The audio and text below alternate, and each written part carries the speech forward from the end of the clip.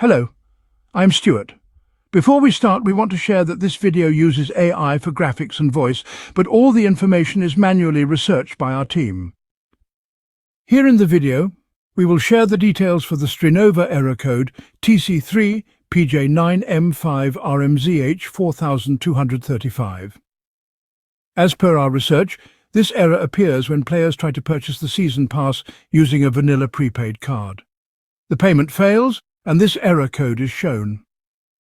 According to our findings, the error is likely related to a payment issue, either due to the prepaid card itself or a temporary network problem during the transaction.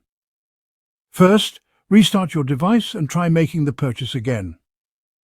If the error still comes, try switching to a different network. Simply connect over another Wi-Fi or mobile data and see if this helps. If you still continue to get the error, try using a different card or another payment method.